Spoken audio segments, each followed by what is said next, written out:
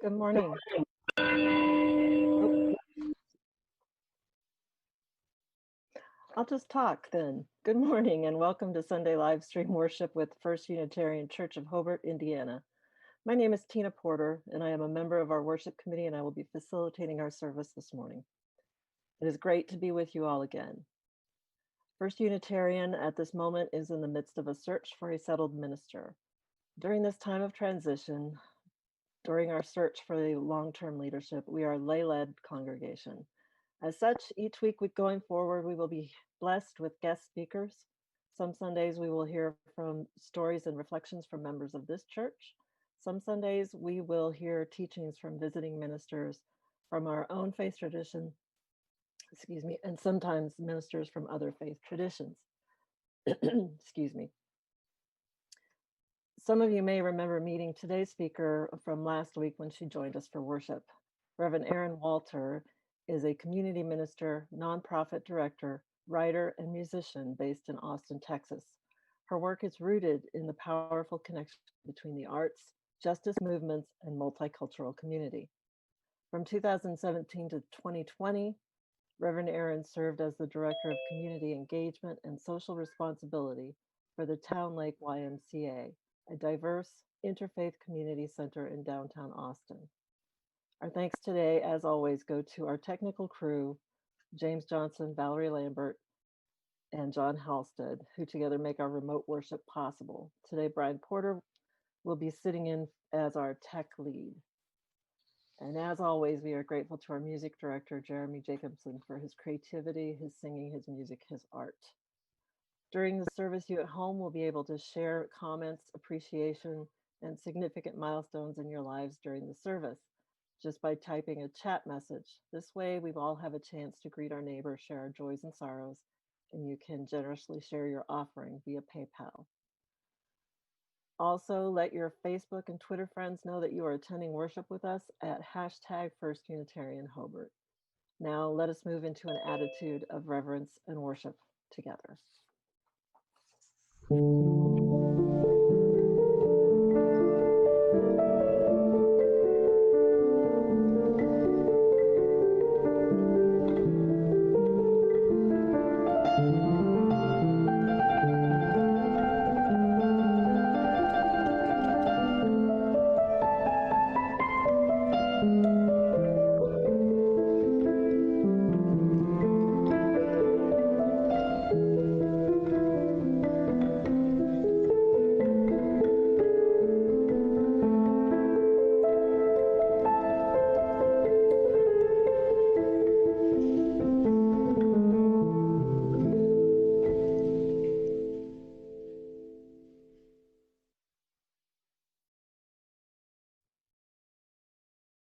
Join me now as we virtually light our chalice in reading the words printed on the screen.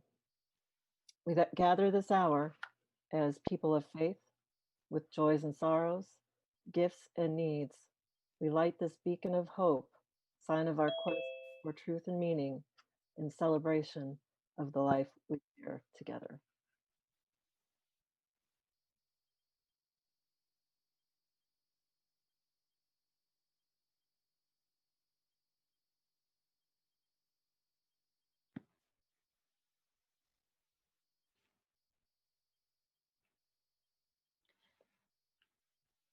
Real change, enduring change, happens one step at a time. Those are the words of Justice Ruth Bader Ginsburg. We are in a time of both great urgency and great patience. We come together today to connect to the divine, our ground of being, our center. Thank you for slowing down long enough to be here with us today for this hour or so.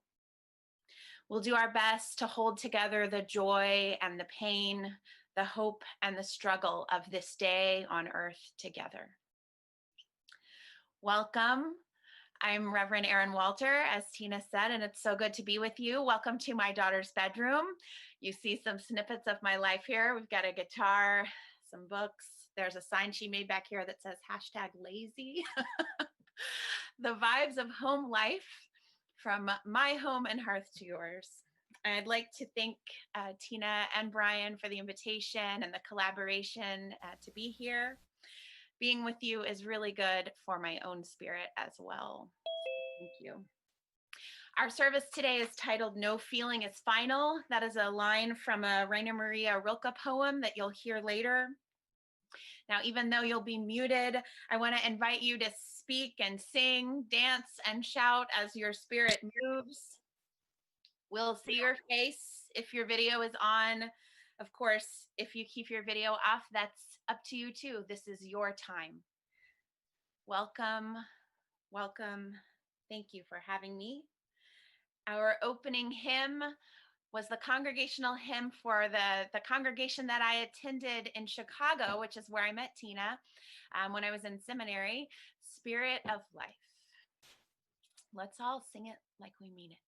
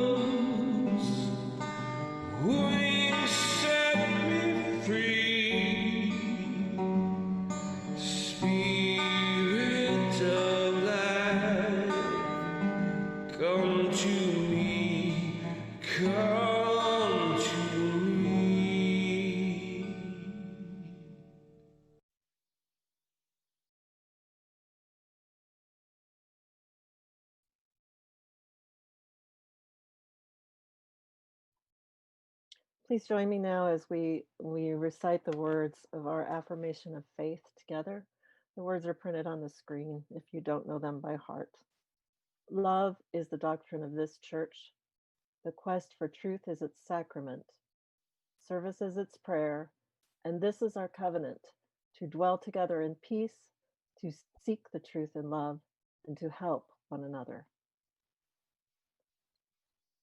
You all will be unmuted for a few moments as we greet each other and share our love for each other and how we are missing each other. You are unmuted at this point, I think. Hello, everyone. Good morning. Good morning. So good to see everyone. Morning. Morning. Morning. Morning. Morning. Good morning, everyone. Hi, Bill. I see you.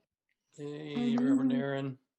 Good morning. Hi, Greetings Noel. from Charleston, South Carolina. Elizabeth, Carla. Good morning. Robin, Cia. Good morning. Good morning. Morning. Aunt Libby and Michael, good morning. I see you there. Nice. I want to say hello to Bill here real quick. It's nice to see you. It's Tina. Okay, we're going back to meeting.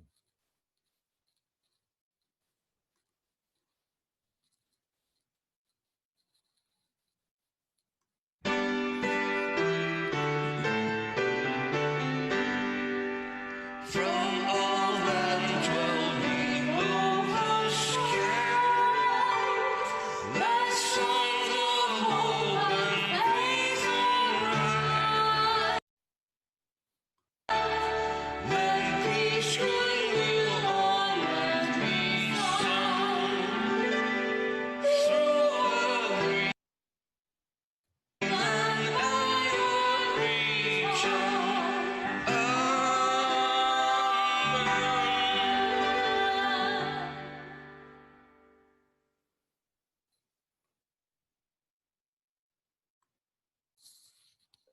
Friends, this is the time in our service where we share virtually and on our chat box the joys and sorrows that are deep in our heart and we want to share.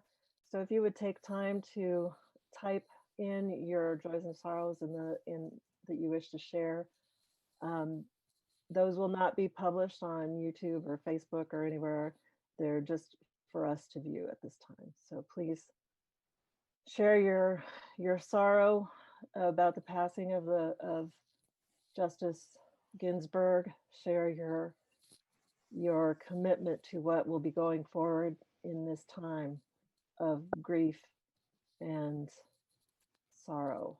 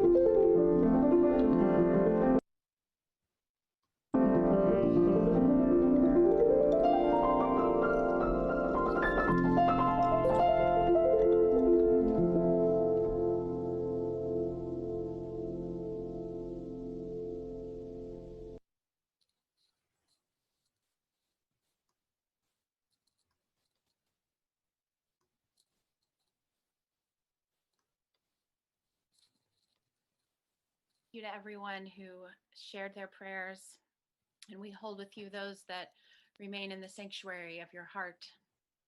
Will you join me now in the spirit of meditation, contemplation, prayers, love? Lashana Tova. For a good year, this Friday evening began one of the holiest holidays in the Hebrew calendar, Rosh Hashanah, the Jewish New Year. And it ends this evening. Rosh Hashanah means head of the year in Hebrew, a 2-day celebration marking the beginning of the high holy days of autumn. And I feel that spirit in the cooling of the air here in Texas. My friend Mandy McGlynn reminded me that this is a time about starting fresh, that the world, as she said, is pregnant with the spirit of creation, hope, and promise, even when we cannot see it. Like seeds in the lush, dark, fertile soil, we are doing the work of growth and transformation now. We hold in our hearts and prayers the 200,000 people in our country alone that we have lost to COVID-19. It is an almost unfathomable number. We think of their families. May they be surrounded in love. I hold prayers for all of us because I doubt there is a single person who hasn't lost a loved one in 6 months of sheltering in place, a friend, a family member, a community member, someone whose family they haven't been able to hug, whose memorial they haven't been able to physically attend. May we not become numb to the grief of this time. Of course, we pray thanks, even as we mourn, we pray thanks for the life of Justice Ginsburg. What an impact on our world, on our country, on each of our lives. Those of us who identify as women, I think in particular, are feeling it now. May her legacy be revolution in our hearts and in our actions in small ways every day. Will you take a breath with me?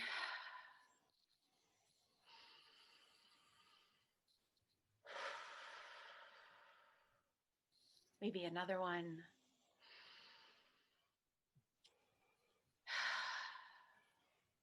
Knowing that in some places to take a breath is dangerous, for the air is sturdy. We pray for our environment. We give thanks for this day, another day to bend the arc just a little bit more toward justice. Amen and blessed be. I invite you to continue this spirit of prayer and gratitude and meditation with one of my other favorite hymns, Comfort Me.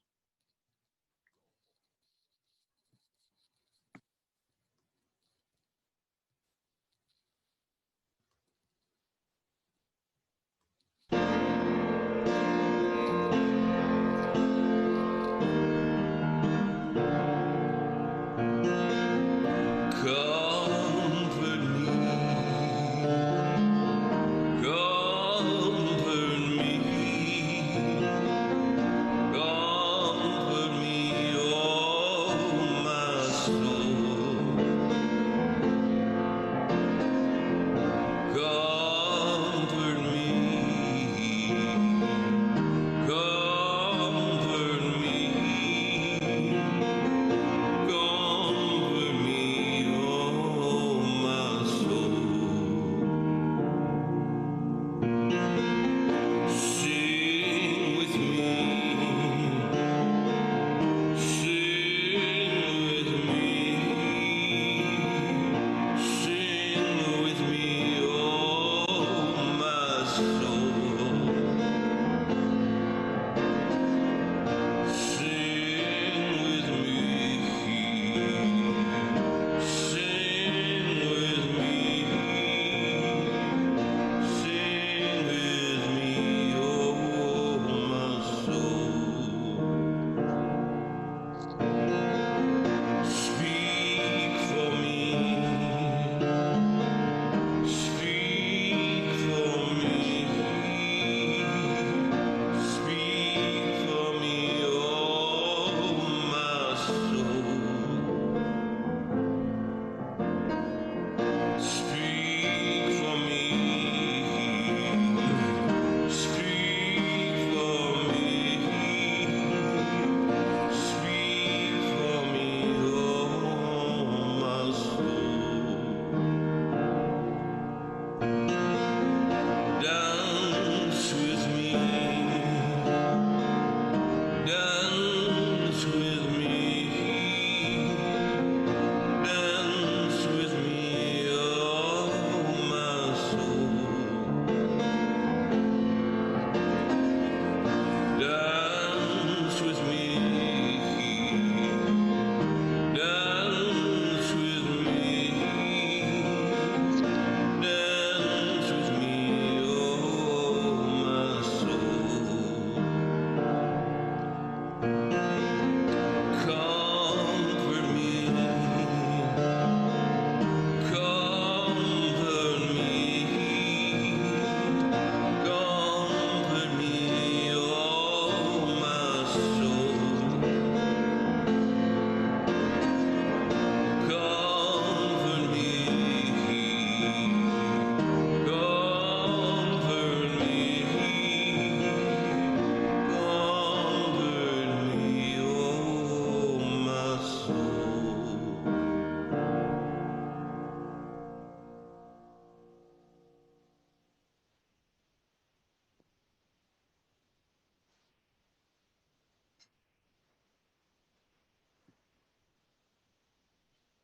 May we be comforted. May we dance. The one line in that song that I struggle with sometimes is speak for me. May we make room for everyone to speak for themselves, and may we listen. Our reading today, Go to the Limits of Your Longing by Rainer Maria Rilke. God bless poetry during this time for reminding me that I am not numb, even as we are in month 7. I have read this poem so many times, and the line that is the title of our service, I needed it, and it has really been a mantra for me. God speaks to each of us as he makes us, then walks with us silently out of the night. These are the words we dimly hear. You, sent out beyond your recall, go to the limits of your longing. Embody me, flare up like a flame, and make big shadows I can move in. Let everything happen to you, beauty and terror. Just keep going. No feeling is final. Don't let yourself lose me. Nearby is the country they call life.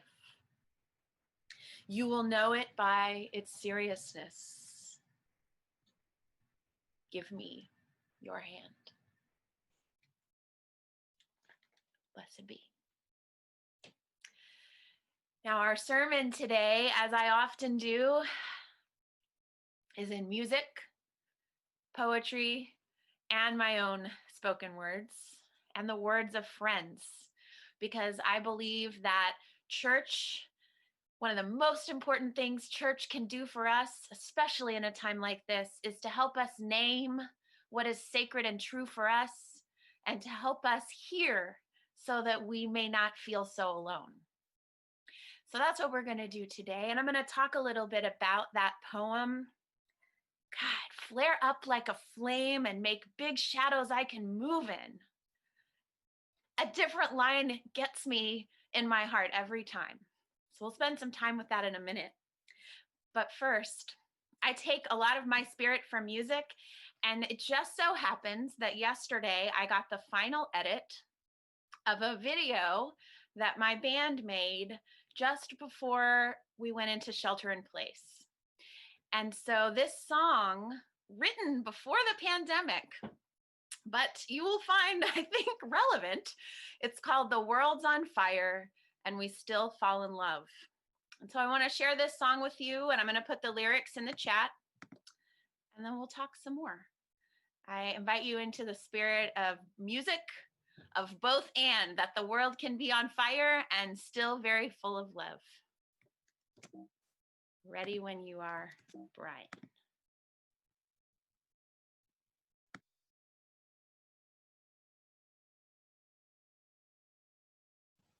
Let me just a second here, see how the best way this is going to work.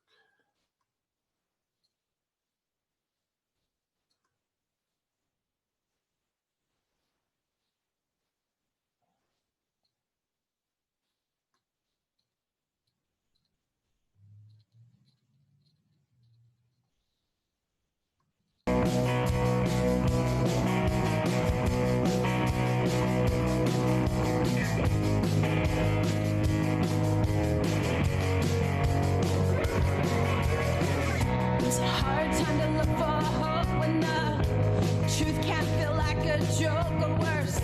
They tell you it's your fault if you trust.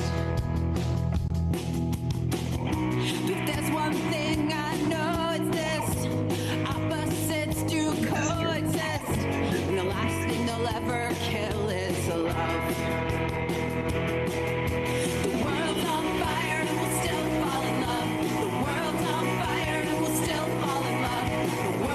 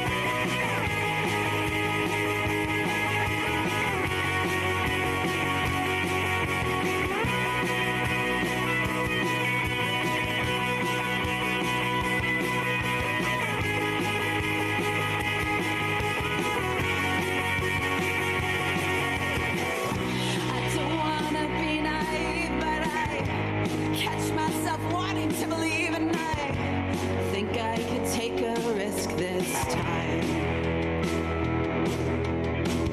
It's a hard time to look for hope when the truth can feel like a joke or worse. They tell you it's your fault if you try.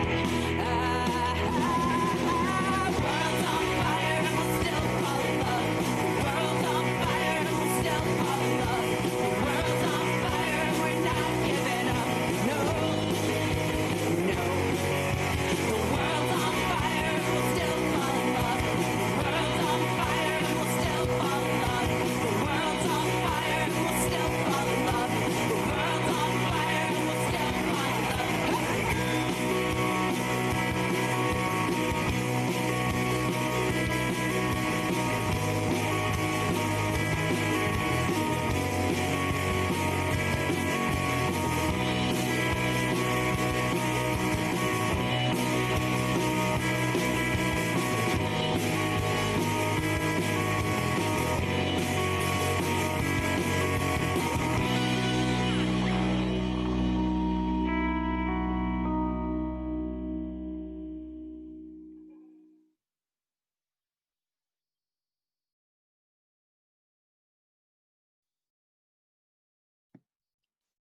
Thank you. Y'all are the first ones to see that. And it wouldn't let me put the lyrics in the chat, but you get the gist, I think. It's a hard time to look for hope. And that's part of what we're going to talk about today. But that there's another verse that starts, I don't want to be naive, but I find myself wanting to believe, and I think I could take a risk this time. So that's the spirit that I come to you with today. What you saw in that video was basically the last time I had people in my home, other than my in-laws, my mom. Those are the children of my community. Those are the parents of my community. We had such an amazing life that I was really happy with before this pandemic. And I believe that a lot of silver linings are happening during this time in many ways. I believe we will see great strides in anti-racism. I hope we will see great strides for our environment, for a sense of peace and slowing down. And I grieve and mourn for a life that was all of those people in my home, in my yard. You saw my son jump on my lap. He was wearing a YMCA sports jersey in that video because we had sports teams coached by parents, and I was a director of the Y.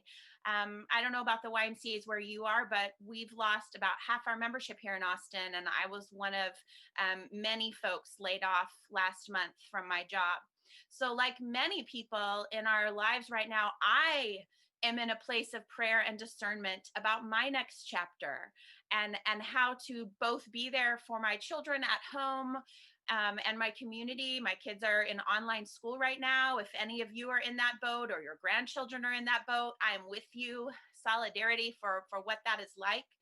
And we have particular medical risk factors in our family too. That means we're home for the long haul. And so it is a really hard time. But I watched that video, and it also reminds me, no feeling is final. Just like the joy that we had in that moment was far more fleeting than I would have expected. We didn't know when we all got together that would be our last time for a while. We also must remember that the feelings that we're having now, I must remember that the feelings that I'm having now, grief, struggle, impatience at times, will not be final either. I would like to invite you during this time, as I've shared with you, one of the things that gives me the most life and the most hope, which is music and bringing my community together. I would like to invite you to consider what are the things that give you the most hope, the most life, that can take you from the tears as I was crying reading that Rilke poem to just grinning watching that video. So what is it for you? What is your source? That is spiritual practice. When I was in seminary, I used to struggle with the question of what is your spiritual practice? What is your source of hope? Because it just seems so highfalutin.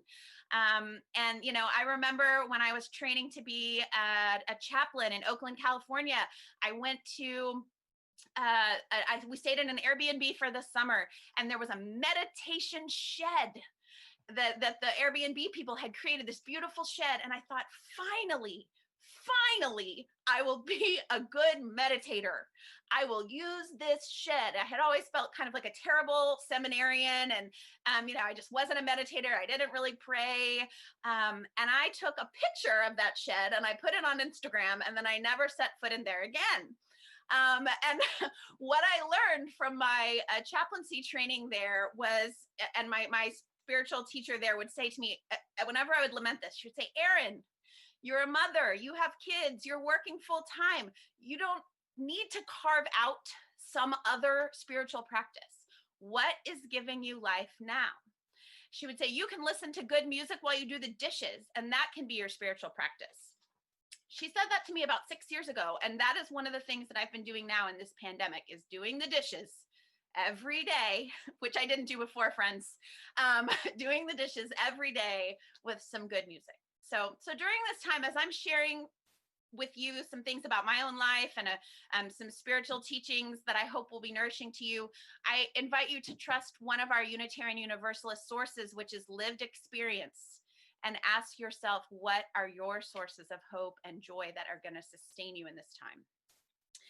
Now, feminist scholar Carol Myers says that Exodus is arguably the most important book of the Bible. In Exodus, we see the Israelites' exodus from slavery toward a promised land. And in chapter 15, a very small detail happens, but it's so key. And I go back to it over and over again. And that detail is that as they make their exodus into the desert, the women bring tambourines. So I have here, this is the Poverty and Justice Bible, which I was raised UU and not really raised with a lot of Bible. This is the version of the Bible that Reverend Barber uses, and I like it a lot because it highlights areas that directly relate to poverty and justice. But in Exodus chapter 15, the Song of Miriam, the Lord covered the royal Egyptian cavalry and chariots with the sea after the Israelites had walked safely through on dry ground. Miriam, the sister of Aaron, was a prophet. So she took her tambourine and led the other women out to play their tambourines and to dance. Then she sang to them.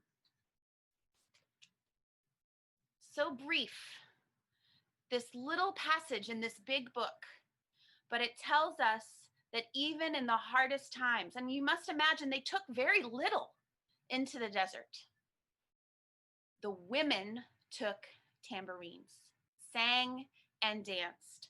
And I also love just this 1 2-letter word here, where it says Miriam, the sister of Aaron, was a prophet. So she took her tambourine, which tells us that her being a prophet was related to that music. Music is so powerful. And one of the things that I've been doing during this time is making myself playlists. I have a grief playlist when I just need to let it out. I have a happy songs playlist. I never thought I would listen to Walking on Sunshine by Katrina in the Waves so much in my entire life, but it has helped. It has helped. And so today, when I was thinking about Justice Ginsburg, I also came across this quote about music from Justice Ginsburg, who had so many sort of serious things to say, but here it goes. Music is the one time when my head isn't filled with briefs and opinions. All of that is put on a shelf, and I just enjoy. So I love that, and I want to thank your music director as well for the ministry through music that I know you receive every week. Going back to the poem from Rilke, if I can find it. Here it is. God speaks to each of us as, and Rilke has he, but they, she, makes us, then walks with us silently out of the night. This part about going to the limits of your longing, I feel like I am there. I don't know if anybody else feels like you are at the limits of your longing right now, with all of this having to hold back, having to pull back, but I'm right there with you. And I love this idea that if you flare up like a flame, you can make shadows big enough for God to move in. There's so much in our society that casts darkness, blackness in a negative light. And so I love that this poem has the beauty that in a shadow, God may be. The divine can move in a shadow. That is so beautiful. Just as we talk about this time where we are like seeds in a dark soil, but that darkness is a beautiful darkness. It's rich. Can't you just sort of feel good soil around you and what it means to grow and transform? Where would we be without that? So while we have this time for reimagining our lives, our world, for discernment about what might the next chapter, a healthier next chapter of life for this country, for ourselves, for the earth, let us include in that beautiful reimagining a glory for darkness. We need to be able to experience the spectrum of dark and light in all the ways that it offers us beauty. I love just keep going. No feeling is final. Don't let yourself lose me. Now, I want to clarify on just keep going. That does not mean just keep like running or trucking or doing. One of the great lies that capitalism tells us is that your worth is your productivity, is your money, is the deeds that you do. And that diminishes those of us who experience disability, those of us who are home right now, just trying to stay alive in a country that isn't taking all the precautions systemically. And thus we are individually having to try and keep our fragile families alive. When we say just keep going, I mean, hold on. I mean, stay connected. Don't lose your sense of yourself or the divine. That doesn't mean you have to be doing everything. This is a good time to rest. Those of you in this gathering who know me know that that's not easy preaching for me. We preach the sermon we need to hear. We do our best to practice what we preach, and I'm a doer. So one of the quotes I go back to all the time is from Banksy, the artist. I believe it's attributed to Banksy, at least, who is kind of one of those hidden artists, but learn to rest and not to quit. I think that's so important. And right now, a lot of folks are energized politically in terms of activism, particularly with the passing of Justice Ginsburg. And so for those of us who've maybe been on the grind of daily activism for a long time, this might be a time for you to rest a little bit and let some of the folks with new energy really go for it for a minute. Take a nap. You don't have to join every new Facebook group that somebody invites you to related to justice and activism. Just don't lose the whole thing, you know? Take care of yourself along the way. I really believe that the way we're going to win, and I mean win collective liberation, win peace and justice, is by letting the ebb and flow of spirit weave all of us into this work, and trusting that when you need to rest, someone else can take the torch for you, and vice versa. That's what that give me your hand says to me. Give me your hand. Let me pass you the torch. Let me be there with you. You are not alone. So I want to tell you a little bit of a personal story that's been on my heart and mind lately. My children are now 11 and 8.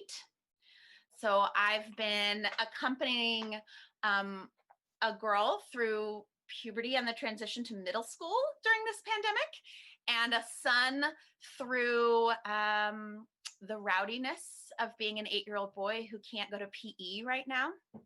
And that's where we're at. It's been a very, very challenging time. I'm thankful that my partner and I are able to work from home. My kids are sick of the food in our kitchen. We lived in Chicago when my daughter was born, when my eldest was born. And so the story that I'm thinking about is that I was a bike commuter living in Wicker Park. I remember when she was a baby and I came to see Tina down on the south side of Chicago. It took about an hour and a half by bus because we didn't have a car. But I was the literacy director of an organization called Open Books. And if any of you ever go to Chicago, I highly recommend you go check it out. It's a wonderful bookstore and community center.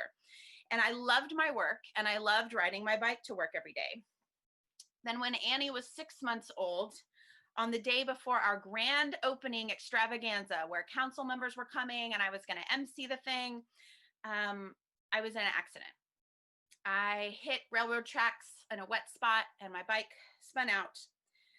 I sat on the curb in some light rain, very stunned, not sure in that moment whether I was supposed to ask a cab driver to take me to work, to take me home, to take me to the hospital. And I relate today to sort of that stunned memory of where do we even go from here? Where am I supposed to go from here? Eventually, the pain overcame the numbness and I chose the hospital and found out that not only was my leg broken, but that I would need surgery and a pretty good amount of rehab. At this time, we lived in a second floor walk-up. I had no family in Chicago other than my partner and my 6-month-old. Again, it was winter and we had no car. And a baby. So it's January, it's sleeting. I could not carry my own child around the apartment because I needed crutches. So I needed someone to be with me at all times. And this is where church took care of me. I was not a minister yet. I was in discernment. But my small group ministry and the people from my church took care of us. They took me to doctor's appointments. They made us meals. It really, really was a sacred experience. And I still talk to some of these folks on the phone on a weekly basis now, 10, 11 years later. I felt like I was going to be stuck in my apartment forever. Again, I relate to this today. I wanted to play music with my bands and I couldn't. I wanted to go for walks and I couldn't. I don't even remember all the things that I wanted, but I remember that it was really hard. I hope that someday we look back on this time and we have blurred out some of the most painful details and have taken the lessons, but that it won't be so prickly. If you are longing for things right now that you can't have, my heart is with you. And I must tell you that there is another side. We will get to the other side. No feeling is final, and it is so hard in the meantime. So while I was laid up in my apartment, forced to let people take care of me, I was reading a book, and I have it here with me now, called Animal Vegetable Miracle by Barbara Kingsolver. I don't know, I bet some of you have read some Barbara Kingsolver, maybe even this book. And in this book, Barbara, who is one of my mom's favorite writers, it's a memoir of a year where she and her husband and 2 daughters decided to only eat food they grew themselves or that had been grown by neighbors. In the story, she writes, quote, "It's how our family was changed by our first year of deliberately eating food produced from the same place where we worked, went to school, loved our neighbors, drank the water, and breathed the air." And again, this feels similar to how we live now.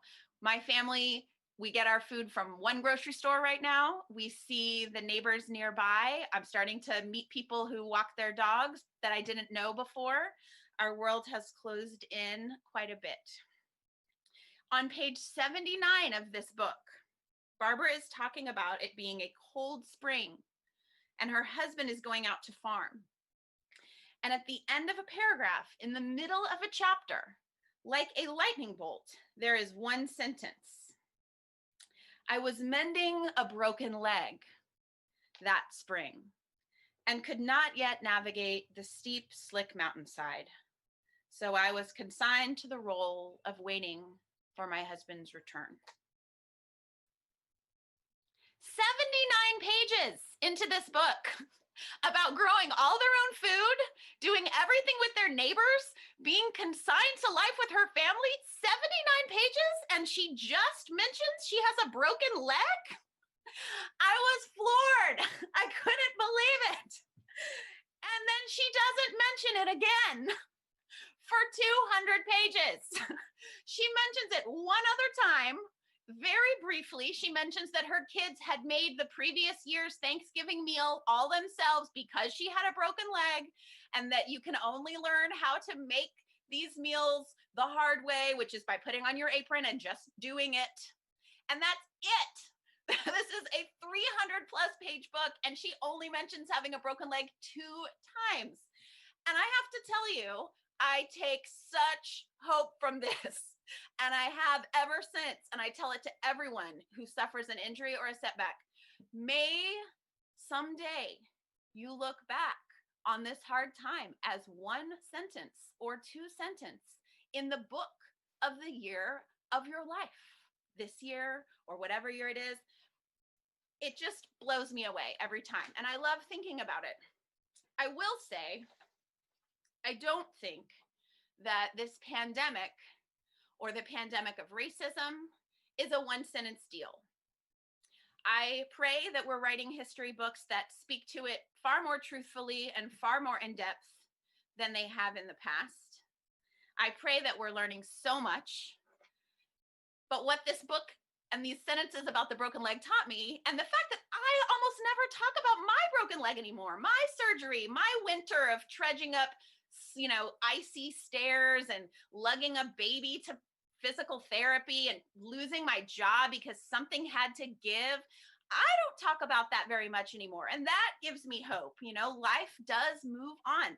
But I don't think that this pandemic or racism or any of our struggles, environmental, these fires, I don't think that it should be one sentence, 2 sentences, but we as the writers of our lives have the power to write it how we want to write it. So you and I have the power to say what we're taking from this, how we are motivated to change, how we are motivated to grow. What ways will Justice Ginsburg's legacy live on in us? What ways will we say that George Floyd's death was not in vain, or any of the deaths that have happened? We can write this. And so I just call to you to think about that as you're living your life. What would you write if you were writing a book about this time for you? The other thing that I'd like to offer you before I close out this time is a meditation that came through a group for educators of young children, and it's anonymous, unattributed. But I shared it with our clergy group here in Texas. I've shared it with friends, and it's been nourishing a lot of us. So my hope is it will nourish you as well. This is a meditation, gentle reminders for those of us in distance learning. But let's face it, all of us are in distance learning right now. All of us in some way, shape, or form. Here we go. Will you join me in the spirit of just soaking in all that is good and loving and committing ourselves to our own love? The best I can do is my best. How human of me to feel nervous about trying something new. I will give myself the same grace I give others. We're going to read that one twice. I will give myself others. I may not be able to control this situation, but I have control over my attitude. I find that one a little bit debatable, but shape it in the way that feels truthful to you. This is only temporary. Amen. I can do difficult things. I don't have to have it all figured out to move forward. Yes. I feel like that's another one for a double dose. I don't have to have it all figured out to move forward. Please know that. And last but not least, I will make mistakes, and that is okay.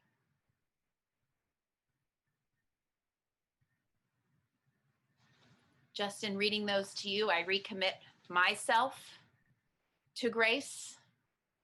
I recommit myself to forward momentum, even though I know I will make mistakes. And I give thanks for being on this musical, heartfelt, grief-filled, epic journey with you. Remember Justice Ginsburg, one step at a time, one movement at a time, one role at a time. Remember the prophet women of Exodus and bring your tambourine, whatever your personal tambourine may be. The world needs you. Please hold on. If today is the hardest day you've had in a very long time, remember, no feeling is final, and you are loved.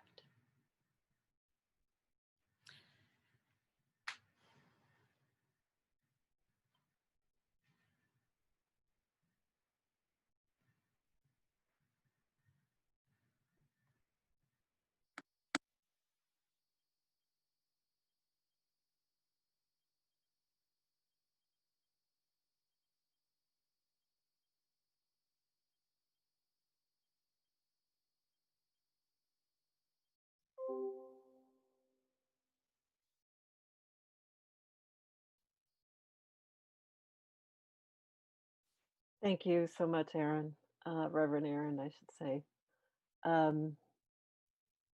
What a blessing to have you with us today. And I'm just sorry that I forgot that I did not remember to not wear mascara today.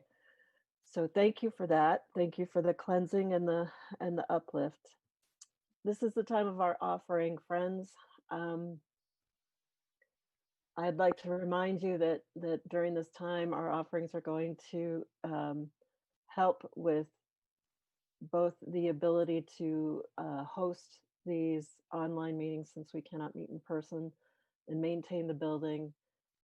We don't do our plate share with Faith in Action, so please remember that as you're making your donations, what you might have put in the change for social change. Please remember to add that to your offering, your donation, your pledge payment. And again, you see the link on the screen. The music will play while giving you some time. You can also mail your checks directly to the church, and that information will be in the chat box as well.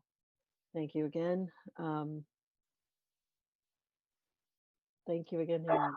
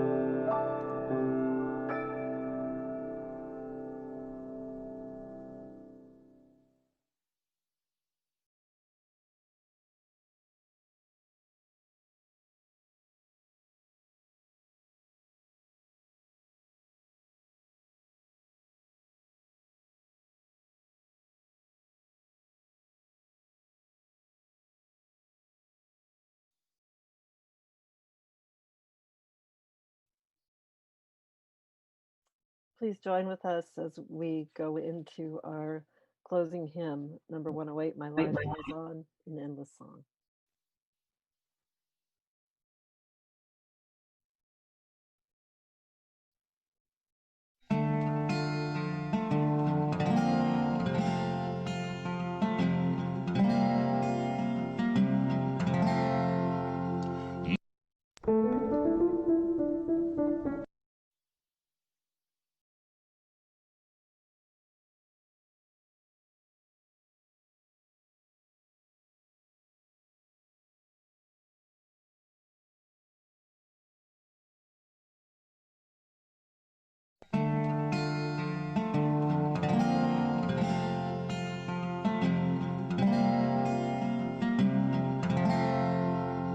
My life flows on in endless song above earth's lamentation.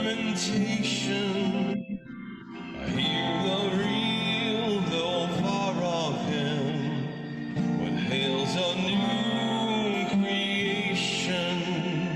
Through all the tumult and the strife, I hear the music ringing. Sounds an echo in my soul. How can I keep from singing when though the tempest round me roars, I know the truth it liveth. What through the dark round me glows, songs in the night it giveth. No storm can shake my inmost calm. To that rock I'm clinging. Since love prevails on heaven and earth, can I keep from singing? When tyrants tremble as they hear the bells of freedom ringing. When friends rejoice both far and near, how can I keep from singing? No prison cell and dungeon vile, our thoughts to them are winging. When friends by shame are undefiled, how can I keep from singing?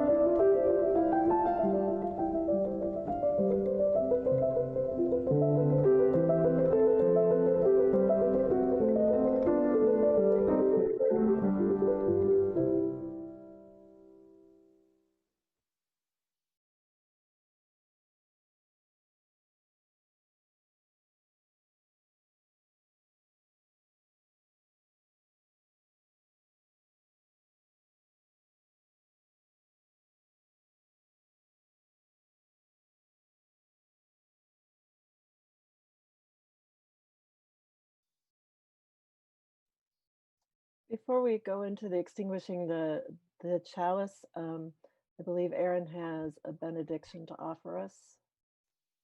So Brian, if you could highlight her for a minute.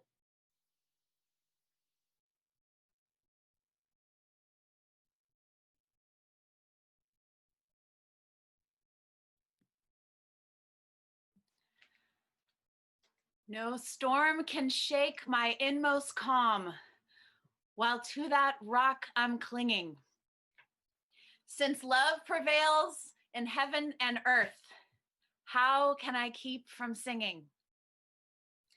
I feel like, number one, that is the most metal hymn. I love that hymn so much, and just so appropriate. So go back to that hymn if you need it. Love prevails in heaven and earth, and we must keep singing. Keep yourselves safe during this time, friends, but do not become afraid of the world. There is real danger in this pandemic, and the fresh air heals. A neighbor waving across the way heals. So find ways to nourish yourself, care for yourself, even as you keep yourself safe. And know, again, that this community, while maybe not quite the same physical place right now, church is everywhere now. And you are surrounded in love everywhere you go, even if it's just staying home. Go in peace and love, and I hope to see you again.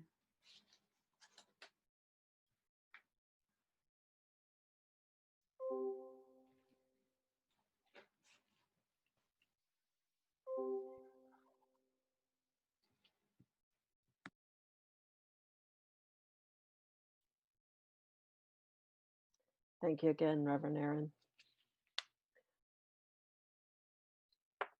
This is the time when we extinguish the chalice, and I do not have the words committed to memory, so I'll wait and hear the words are. Will you join with me in extinguishing the flame? We extinguish this flame, but not the light of truth, the warmth of community, or the fire of commitment. These we carry in our hearts until we are together again. And may it be soon, may we be well. I believe we'll all be unmuted now or shortly so that we can share our virtual coffee hour. I believe Reverend Erin is going to stick around for just a little bit if she has time, and look forward to hearing you all. As I've got the spotlight and I'm hogging it, I'm just going to say thank you so much. That was so moving, and I never take notes, but look, I've got lots of notes on my page, so things to look at and to go back to Rilke, who I just found in the midst of this pandemic. So thank you again.